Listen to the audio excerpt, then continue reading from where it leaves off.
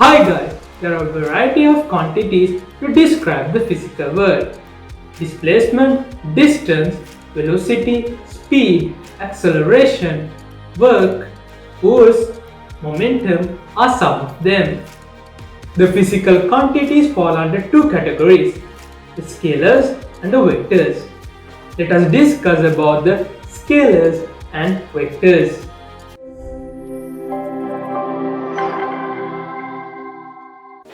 Let us watch a small clip from the movie Angry Birds. Let's not get cheesy, okay? Ready? Fire!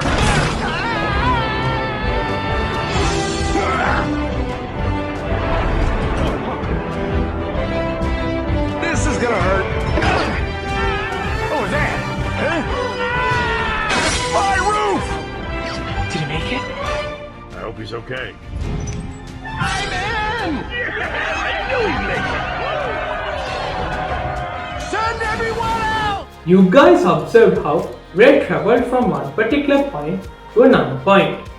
In his journey from this point to the point where he got contact with the stone, he had a particular direction and a magnitude. So this quantity is a vector physical quantity. As I have already mentioned, the physical quantities are subdivided into two categories, the vectors and the scalars. The physical quantities with a magnitude and a well-defined direction are named as vectors, whereas physical quantities without a linear direction but with a magnitude are said to be scalars. Let us see a few examples related to vectors and scalars. Displacement, velocity, momentum, acceleration are few examples related to vectors, whereas mass, time, density and pressure are few examples related to scalars. You guys must be wondering why physical quantities like pressure and speed are scalars. This is because they have a direction, but they have no particular linear direction. This is why these fall under scalar physical quantities. Physical quantities such as mass, area, time have no direction at all. Thereby, they directly apply to the scalar physical quantities. The next question you guys must be having is how can we represent a vector physical quantity? A vector physical quantity can be represented as given here. So guys, how can we represent a vector physical quantity? The geometrical representation and notation of vectors.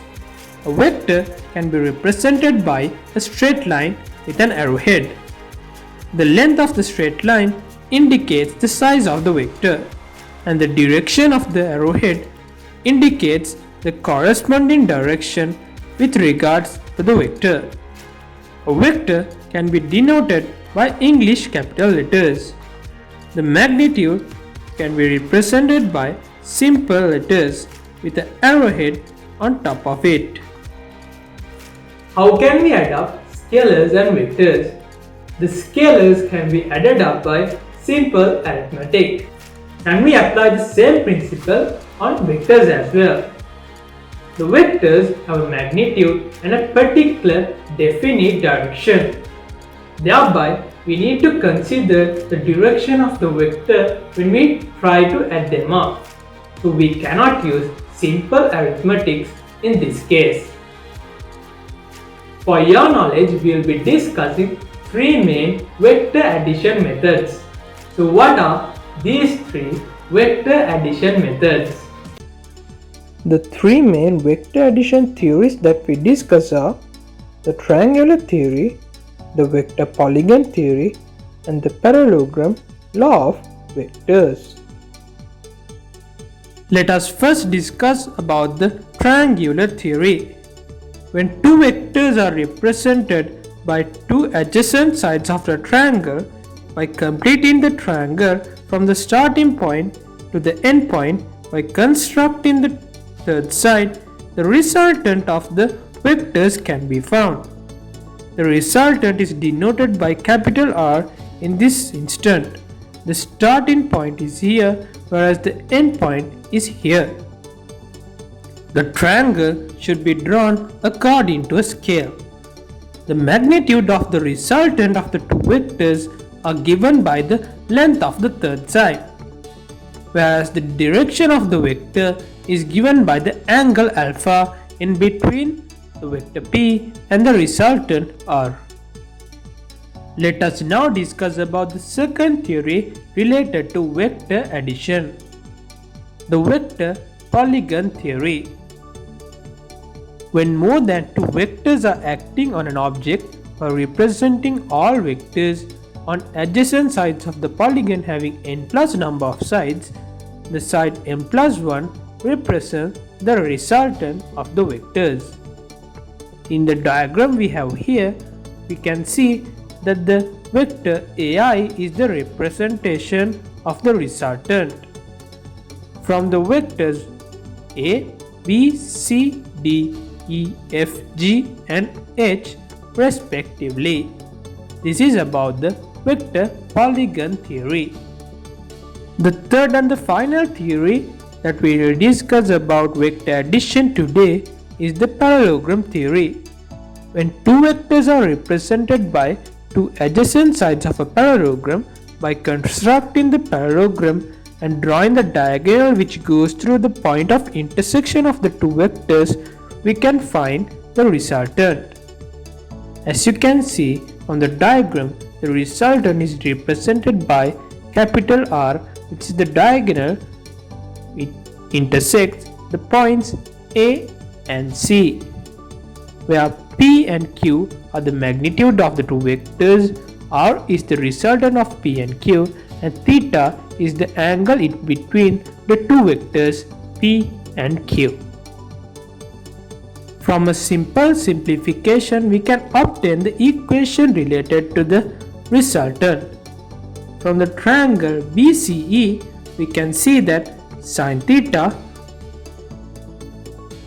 is equal to CE over CB. We can obtain the equation CE over Q because Q is equal to CB. Also, we can see that cos theta is equal to BE divided by CB. This can be also written as BE over Q.